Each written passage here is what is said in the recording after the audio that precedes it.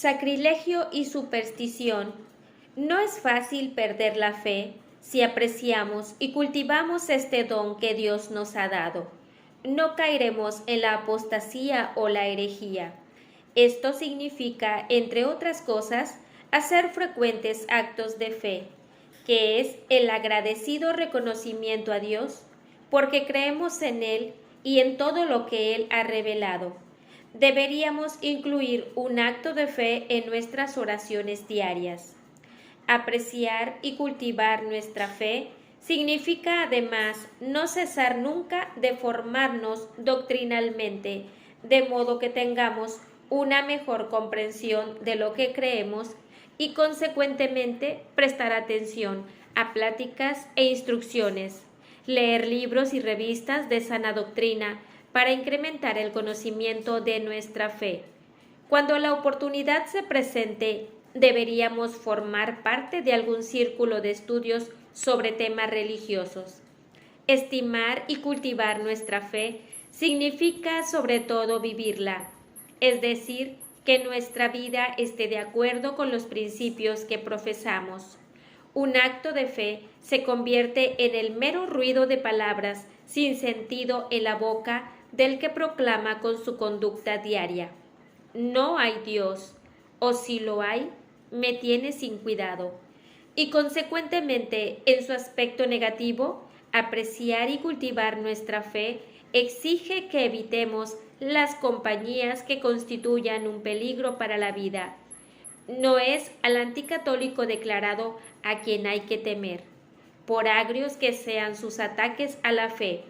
El peligro mayor proviene más bien del descreído culto y refinado de su condescendencia amable hacia nuestras ingenuas creencias, de sus ironías sonrientes. Nos da tanto reparo que la gente nos tome por anticuados, que sus alusiones puedan acobardarnos.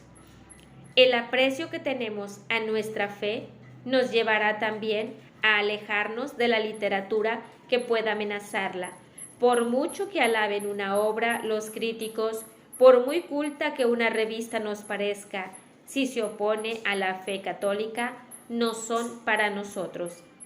Para una conciencia bien formada, no es imprescindible un índice de libros prohibidos como guía de sus lecturas. Nuestra conciencia nos advertirá y mantendrá alejados de muchas publicaciones, aunque los censores oficiales de la Iglesia jamás hayan puesto en ellas los ojos. Algunos que se creen intelectuales pueden resistirse ante estas restricciones que los católicos ponemos en las lecturas. ¿Por qué tenéis miedo?, dicen. ¿Teméis acaso que os hagan ver que estabais equivocados? No tengáis una mente tan estrecha. Hay que ver siempre los dos lados de una cuestión. Si vuestra fe es firme, podéis leerlo todo sin miedo a que os perjudique. A estas objeciones hay que responder con toda sinceridad que sí, que tenemos miedo. No es un miedo a que nos demuestren que nuestra fe es errónea, es temor a nuestra debilidad. El pecado original ha oscurecido nuestra razón y debilitado nuestra voluntad. Vivir nuestra fe implica sacrificio, a veces heroísmo. A menudo lo que Dios quiere es algo que humanamente nosotros no deseamos, que nos cuesta. El diablillo del amor propio susurra que la vida sería más agradable si no tuviéramos fe. Si con toda sinceridad tenemos miedo de tropezar con algún escritor de ingenio que hinche nuestro yo hasta el punto en que, como Adán, decidamos ser nuestros dioses. Y sabemos que, tanto si la censura viene de la Iglesia como de nuestra conciencia, no niega la libertad. Rechazar el envenenamiento de la mente no es una limitación, exactamente igual que no lo es rechazar el veneno para el estómago. Para probar que nuestro aparato digestivo está en buenas condiciones, no hace falta beberse un vaso de ácido sulfúrico. Si nuestra fe es profunda, viva y cultivada, no hay peligro de que caigamos en otro pecado contra el primer mandamiento que emana de la falta de fe, el sacrilegio. Consiste en maltratar a personas, lugares o cosas sagradas. En su forma más leve proviene de una falta de reverencia hacia lo que es de Dios. En su máxima gravedad viene del odio a Dios y a todo lo suyo. Nuestro tiempo ha visto desoladores ejemplos de los peores sacrilegios en la conducta de los comunistas. Ganado estabulado en iglesias, religiosos y sacerdotes encarcelados y torturados. La Sagrada Eucaristía pisoteada. Estos ejemplos, diremos de paso, son los 3 tipos de sacrilegio que los teólogos distinguen. El maltrato a una persona consagrada a Dios por pertenecer al estado clerical o religioso se llama sacrilegio personal.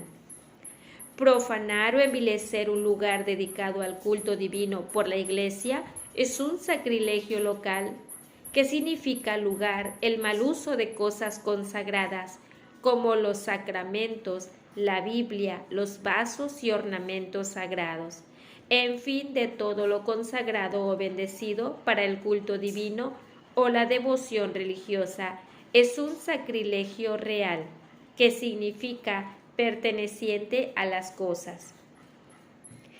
Si el acto sacrílego fuera plenamente deliberado y en materia grave, como recibir un sacramento indignamente, es pecado mortal.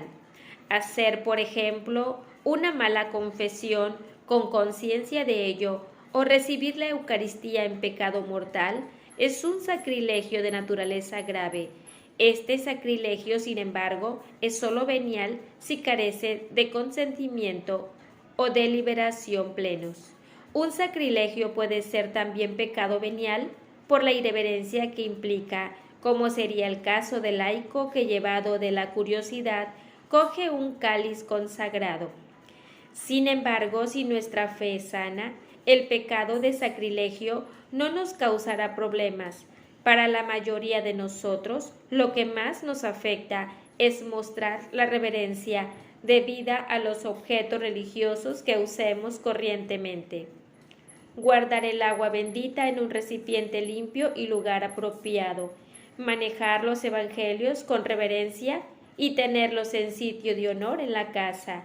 Quemar los escapularios y rosarios rotos en vez de arrojarlos al cubo de la basura. Pasar por alto las debilidades y defectos de los sacerdotes y religiosos que nos desagraden y hablar de ellos con respeto por ver en ellos su pertenencia a Dios. Conducirnos con respeto en la Iglesia, especialmente en bodas y bautizos, cuando el aspecto social puede llevarnos a descuidarlo. Esta reverencia es el ropaje exterior de la fe. ¿Llevas un amuleto en el bolsillo? ¿Tratas de tocar madera cuando ocurre algo que da mala suerte? ¿Te encuentras incómodo cuando sois 13 a la mesa? Si te cruzas con un gato negro en tu camino, ¿andas después con más preocupaciones que de ordinario? Si puedes responder no a estas preguntas y tampoco haces caso a parecidas supersticiones populares, entonces puedes tener la seguridad de ser una persona bien equilibrada, con la fe y la razón en firme control de tus emociones. La superstición es un pecado contra el primer mandamiento porque atribuye a personas o cosas creadas unos poderes que solo pertenecen a Dios. El honor que debía dirigirse a Él se desvía a una de sus criaturas. Por ejemplo, todo lo bueno nos viene de Dios, no de una pata de conejo o una herradura, y nada malo sucede si Dios no lo permite, y siempre que de algún modo contribuya a nuestro último fin, ni derramar sal, ni romper un espejo, ni un número 13 atraerá la mala suerte sobre nuestra cabeza. Dios no duerme ni deja el campo libre al demonio. De igual modo, solamente Dios conoce de modo absoluto el futuro contingente, sin peros ni acasos. Todos somos capaces de predecir acontecimientos por los datos que conocemos. Sabemos a qué hora nos levantaremos mañana, siempre que no olvidemos poner el despertador. ¿Qué haremos el domingo si no ocurre nada imprevisto? Los astrónomos pueden predecir la hora exacta en que saldrá y se pondrá el sol el 15 de febrero de 1998, si el mundo no acaba antes. Pero solo Dios puede conocer el futuro con certeza absoluta, tanto en los eventos que dependen de sus decretos eternos, como los que proceden de la libre voluntad de los hombres. Por esta razón, creer en adivinos o espiritistas es un pecado contra el primer mandamiento, porque es un deshonor a Dios. Los adivinos saben combinar la psicología con la ley de probabilidades y quizá con algo de cuento, y son capaces de confundir a personas incluso inteligentes. Los médiums espiritistas combinan su anormalidad con la humana sugestionalidad y a menudo con engaño declarado, y pueden preparar escenas capaces de impresionar a muchos que se las dan de ilustrados. La cuestión de si algunos adivinos o médiums están o no en contacto con el diablo no ha sido resuelta satisfactoriamente. El gran ilusionista Houdini se jactaba de que no existe sesión de espiritismo que no fuera capaz de reproducir por medios naturales trucos, y así lo probó en muchas ocasiones. Por su naturaleza, la superstición es pecado mortal. Sin embargo, en la práctica, muchos de estos pecados son veniales por carecer de plena deliberación, especialmente en los casos de arraigadas supersticiones populares que tanto abundan en nuestra sociedad materialista. Días nefastos y números afortunados, tocar madera y muchos así.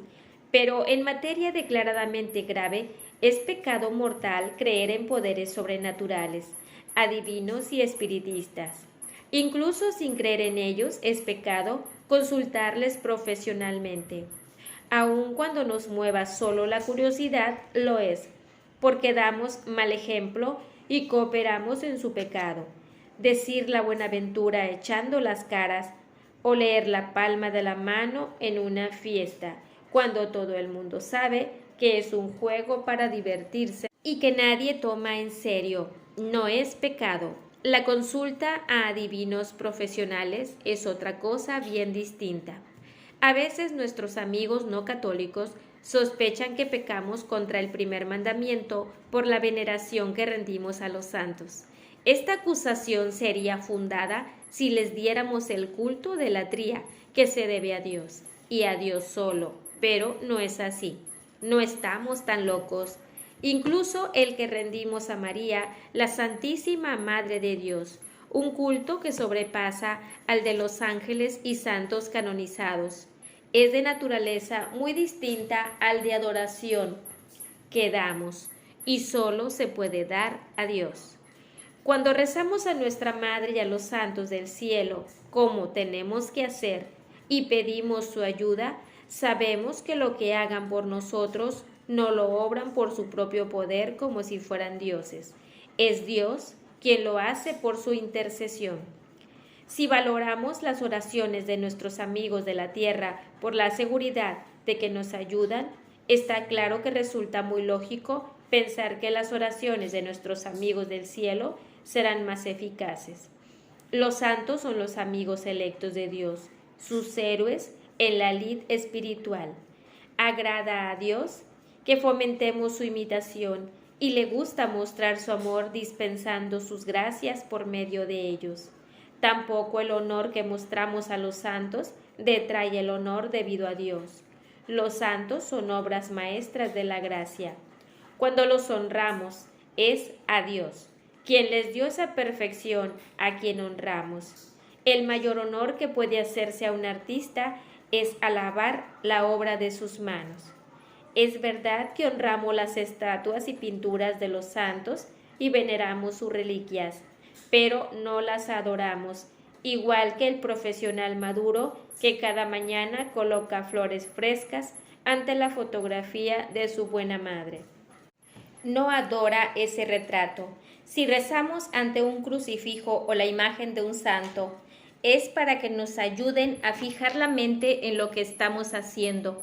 No somos tan estúpidos, así lo espero, como para suponer que una imagen de madera o escayola tenga en sí poder alguno para ayudarnos. Creer eso sería un pecado contra el primer mandamiento que prohíbe fabricar imágenes para adorarlas, cosa que evidentemente no hacemos.